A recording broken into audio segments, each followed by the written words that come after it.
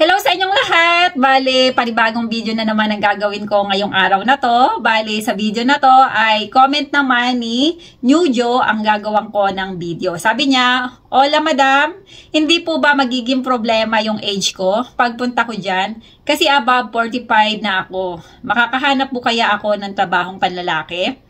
Right now, andito ako Hungary. At patapos na kasi kontrata ko.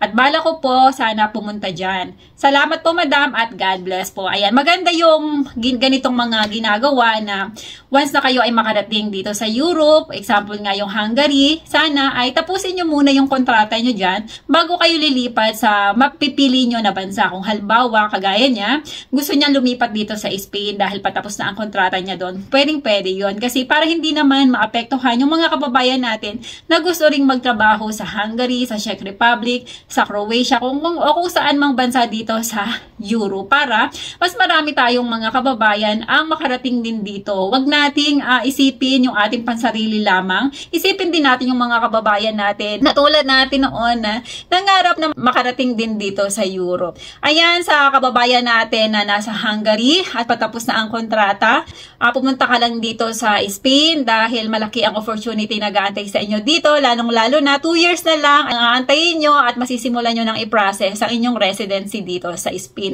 Regarding naman sa kanyang katanungan na yung kanyang edad na 45 years old above ay magiging problema ba once na lumipat siya dito sa Spain? Actually, yung edad na 45 years old ay okay pa naman na makahanap ng trabaho. Kaya lang dahil siya ay lalaki, medyo hindi ganoon kalaki ang chance na makahanap ka agad ng trabaho dahil hindi naman lingid sa inyong kaalaman na pag dumating kayo dito sa Spain, kayo ay undocumented o wala muna kayong papel at ang pwede nyo munang pasukan ay ang pagtatrabaho sa bahay.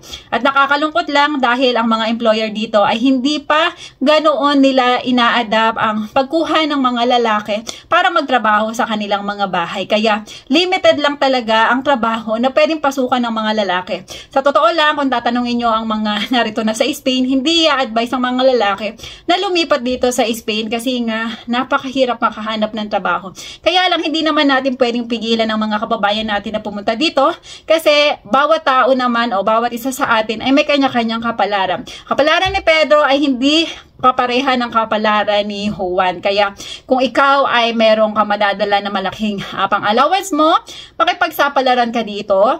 At kung sakali naman na hindi ka makakapagdala ng malaki at kung pwede naman na in case na maubusan ka ng iyong allowance at makakahingi ka sa pamilya mo at makakapagpadala sila sa iyo ay wala din problema. Kailangan lang talaga ang unang-una, meron kayong pang-allowance kasi hindi ganoon. Sinisigurado ko sa inyo, hindi ganoon kabilis o kagaan o hindi ganoon kasi hindi magiging madali para sa inyo makahanap ng trabaho dito para sa mga lalaki dahil nga sa napakabihira ang trabahong nag-aantay dito. Kanina, hindi ko na lang talaga mahanap kasi kanina kasi pagising ko, nag-scroll ako sa Facebook, meron ako nakita na post sa isang FB group na naghahanap daw ng magtatrabaho sa isang restaurant, pwede kahit walang papel, isang araw yung day off at hindi naman daw ganoon kahirap ang trabaho. Kaya lang hindi ko na nahanap. Sana ay screenshot ko siya para na-i-flash ko sana siya dito sa aking video. Kaya lang yun nga. Pag mga ganyan kasi talaga, swertihan, kailangan din talaga mag-scroll kayo sa mga Facebook group. Unang-unang, syempre, dapat naka-join kayo sa mga Facebook group dito sa Spain. Kaya lang, sana huwag kayong maiirita kasi mostly ng mga nakapost din doon ay mga paninda. Alam mo na tayong mga Pilipino, mga business-minded tayo. Kaya ayan, talagang tiyaga lang sa pag-i-scroll. Iyon, sa mga lalaki na pupunta dito, kailangan talaga ikaw ay masipag at matiyaga sa paghahanap ng trabaho. Marunong ka dapat magtanong sa mga tao na makikita mo dito. At saka kailangan marunong kang makisama dahil hindi talaga ganoon kadali makakahanap ng trabaho ang mga lalaki. Kailangan talaga kung ano yung mga kakayanan mo ay ibenta mo para makahanap ka ng trabaho. Kasi yun ang magiging sandata mo para makahanap ka ng trabaho. Halimbawa, may nakita ka na employer na naghahanap ng chika at nakita mo na lalaki yung kanilang anak, itry mo na i-insist ang sarili mo na baka pwede ka kasi nga lalaki naman yung anak nila, baka pwede kang i-consider na tanggapin or bigyan ng chance na pag-try out sa kanila kasi Kasi kailangan mo talaga ng makipagsapalaran. Hindi pwede dito ang mahiyain kapag pupunta ka dito sa Espanya, lalo na kung lalaki ka. At kung ikaw naman ay babae at 45 years old above, hindi naman magiging big deal yung edad dahil batang-bata pa yan. Makakahanap ka ng trabaho. Basta lalong-lalo na kung ikaw ay may daladalang reference at saka depende sa iyong experience. Kasi nga, napakarami ng mga naghahanap dito ng trabaho, mapa-Spanish man yan o ibang lahi. Talagang kailangan makipagkompetensya ka kasi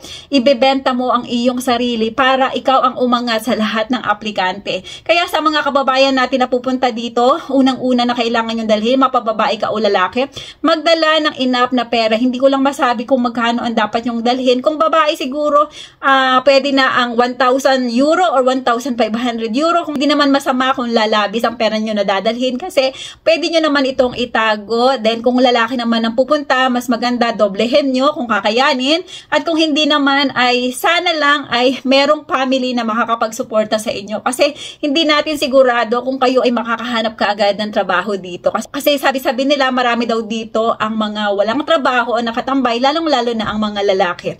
Pero syempre nga, hindi tayo pare-pareho ng kapalaran. Kaya sa mga kababayan natin na pupunta dito, sa totoo lang, sa simula ay medyo struggle ang inyong pagdadaanan. Pero kapag narating nyo na ang 2 years at nagkaroon na kayo ng papel, grabe, hindi na ganoon. Napakaalwa na para sa inyo dahil malaki na ang chance na kayo ay maraming trabaho ang pwede nyong pasukan dito, lalong-lalo na kapag i-level up yung sarili nyo at mag-aaral kayo ng Spanish language. Advice ko sa mga kababayan natin na pupunta dito sa Spain, kailangan nyo magdala ng sipag, tiyaga, pasensya, determinasyon at talagang focus. Ano man ang mangyari o kakaharapin nyo dito, kayo ay lalaban at huwag susuko. Kasi sa totoo lang, sa simula talaga ay hindi ganoon kadali ang inyong pagdadaanan. Lalo na sa mga unang mga buwan na pagpunta nyo dito sa Espanya. May mga ilan tayong mga kababayan na sinuswerte nagiging smooth ang kanilang paghahanap ng trabaho, pero syempre hindi nga tayo pare-pareho. Sana ay may natutunan kayo sa videong ito at sana ay patuloy nyo akong supportahan at kung hindi ka pa nakaka-subscribe, baka naman pwede. Pakiclick mo na ang subscribe button at kung nagustuhan mo ang videong ito, pakiclick mo na rin ang like at kung meron kang katanungan, i-comment mo na yan sa baba. Maraming salamat at magkita-kita tayo sa mga susunod kong videos.